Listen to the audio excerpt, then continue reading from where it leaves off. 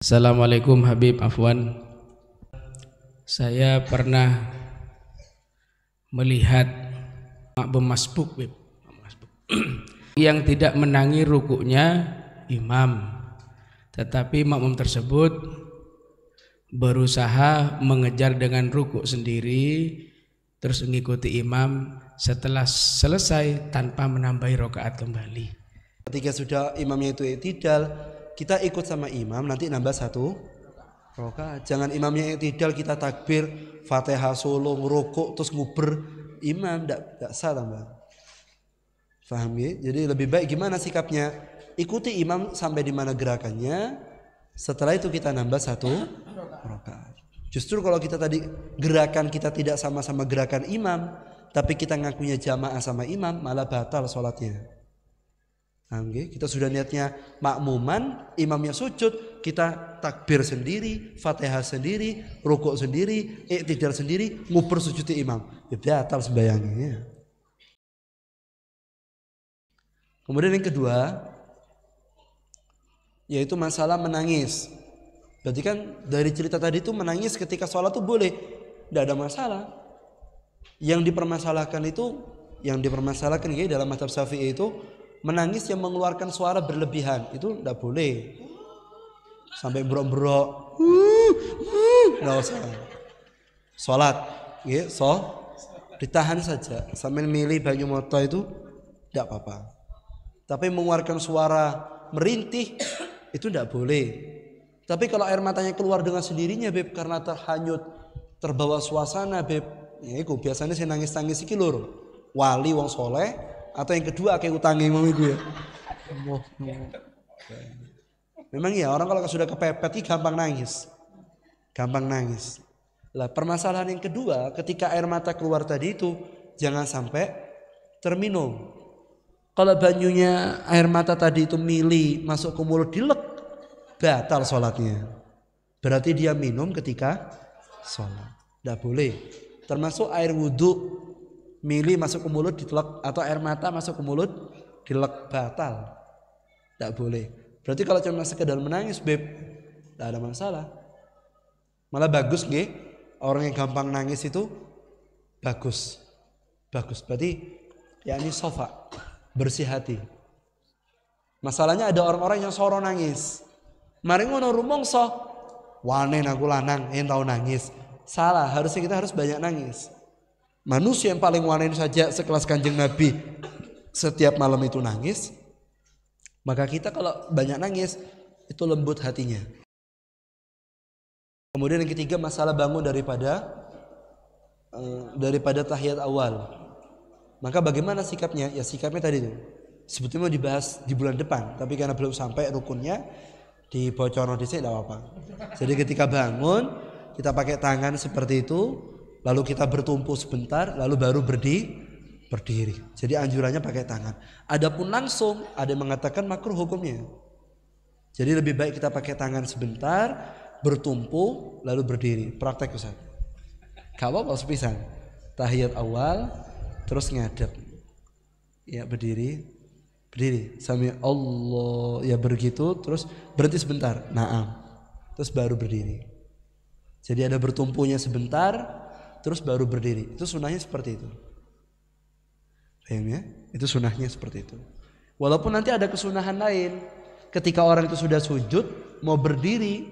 Ketika sujud yang kedua dia mau berdiri, asal tidak ada tahiyatnya, itu disunahkan untuk duduk sebentar, baru berdiri. Praktek.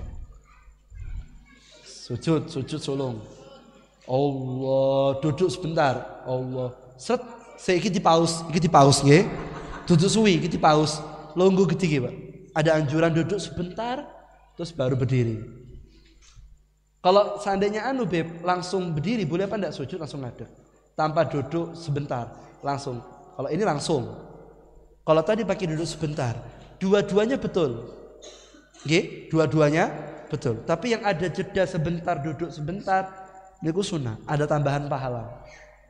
Itu untuk laki atau perempuan, beb, muslimin, muslimat, mukminin, alahya minhum, loro karone oleh, ya. Asam urat, kolesterol munggah, ya. Diki miring-miring, barang-barang. Iku mau sunnah. Sekali lagi ya catat, itu sunnah. Intinya sampai ngadeke. Untuk cara berdirinya Beb, kalau bisa persis sama Kanjeng Nabi, itu istimewa. Tapi ketika sampean kepingin persis kayak Kanjeng Nabi, kok tidak bisa Beb? Asam urat munggah atau kolesterol pas meningkat, bagaimana? Ya langsung saja berdiri pakai tangan, alon-alon gediki tidak apa-apa, Pak. Karena kebanyakan asam urat ini menyerang bagian kaki. Nggih, dengkul sampai tumit. Nggih, jadi ketika ada makmum baru masuk, imamnya sudah tahiyat awal, dia baru datang. Bagaimana sikapnya? Duduk, ikut tahiyat, baca doa tahiyat. Ikut imam, nggih. Berarti nanti sholatnya dia ada tiga tahiyat, kan nggih? Dia datang tahiyat, nanti dia rakaat kedua melok tahiyati imam yang ke terakhir ketika sholat maghrib, nanti dia nambah 1 rakaat tahiyat maneh. Tidak apa-apa, memang anjurannya seperti itu. Oke. Kemudian masalah nguber kaki tadi ya, sudah kaki begini diuber, dipres. Nah, ini perlu dikasih pemahaman bahwa bagian soft itu lurus, itu bahu, oke, bukan kaki.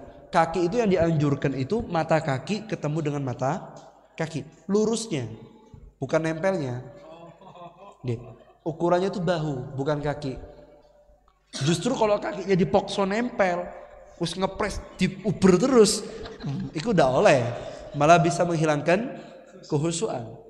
Makanya sebetulnya imam yang betul, itu kalau di pondok-pondok, kalau saya mondok itu mesti yang diingatkan sama Suyuh, sama guru saya, Taufik dan para guru. Hatta waktu kita orang ketarim ke Habib Umar bin Hafid di Darul Mustafa, itu Habib mesti ngomong, hati-hati, mata kaki jangan sampai tidak sama dengan sebelahnya. Jadi ukurannya soft itu lurus, mata kakinya. Mata kaki lurus sama mata kaki. Kalau untuk rapatnya soft Beb, ukurannya mana? Bahu. Bahu nempel sama bahu. Ukuran kakinya dihitung lurus apa tidak lurus, mata kaki. Karena kalau kita ngukur pakai mata kaki, softnya pasti lurus. Karena mata kakinya orang itu bisa diluruskan. Tapi kalau ukurannya itu kaki, tidak bisa diluruskan. Karena sikile menungso iki macam-macam. Ana sing dawa, ana sing cendek kan gitu. Ana sing jeleber, ana sing ngepres. Tapi kalau mata kakinya diluruskan, bisa lurus. Untuk ukuran rapatnya soft, bahu. Bukan kaki harus nempel sama sampingnya, enggak. Adapun yang memaksakan nempel sampai bisa menghilangkan husuknya orang yang di sebelah, itu hukumnya adalah berdosa. Dosa, mengganggu kehusuan orang itu dosa. Baca Fatihah terlalu keras, ganggu husuk sebelah, tidak boleh. Kaki dipres-pres, mengurangi husuk sebelah juga tidak boleh. Dikasih pengertian saja, dikasih pengertian. Ira iku cepatin nempel-nempel. Wis dibodi makin cedek ya. Dibilangi, yang penting mata kakinya kamu sama saya lurus, cukup bahu yang menempel. Kaki kita berikan jarak gitu, oke? Tidak perlu, cukup bahunya kita nempel, kaki kita ada jarak.